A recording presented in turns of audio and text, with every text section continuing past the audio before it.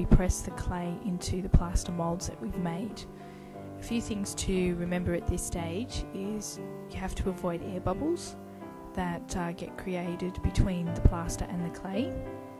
If you were at a place like an art school or somewhere like that where you had access to a roller, you could roll the clay into a slab and then place the slab into the mould and press it into all the tight areas. Or if you're at home like I am, you just get some small balls of clay and press them into the plaster mould and work them through.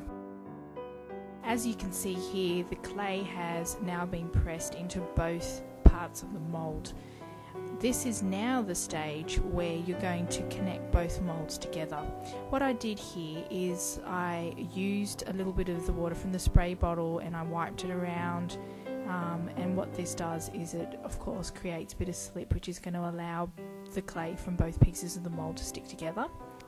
All the mould pieces will have to be tightly pressed together. In my case, I've only got a 2-piece mould, so both of these pieces will have to be pressed together, but if you had a 3 or even a 5-piece mould, this is the stage where they have to get very tightly pressed together. You can see from this image here the little key that was created from the copper shim and the plaster stage. You can see how this is really important at this stage because it's allowing that mould to come together and be able to get that good contact that you need with the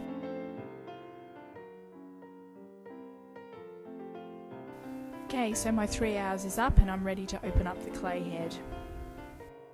Separating the mould from the clay is just a matter of lifting it up a little bit and seeing what's happy to give, and then working it around and lift it all up.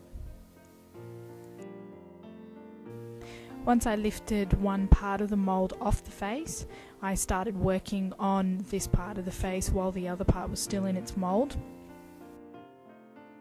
What I mean by working on it is I was able to then patch up any little cracks, or maybe there are some holes that need to be filled in, and I was able to also dig away parts of the clay that's on the outside.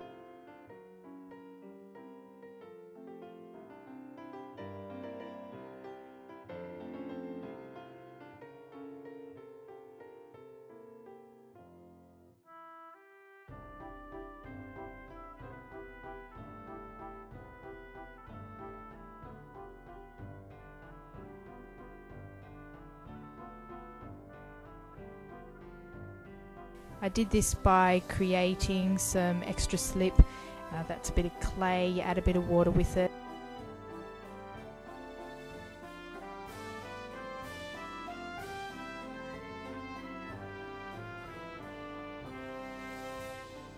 Got the mould that came off the first side of the face, and I lined that with a bit of bubble wrap as well as some old rags. I then placed that head back into its mould, and I was able to lift up the other mould that way, but still making sure that the head stayed secure so it wouldn't distort. From that point I was then able to work on the other side of the face, restoring it, fixing up any cracks or holes that had appeared during this whole process.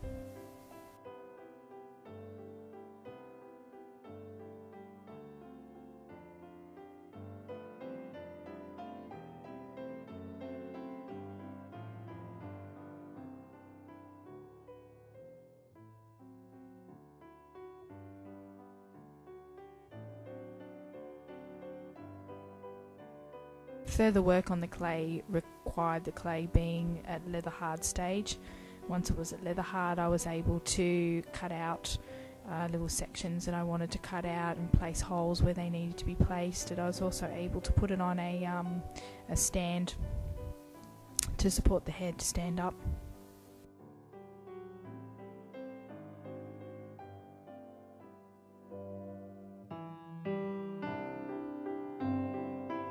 Will eventually become a little lamp.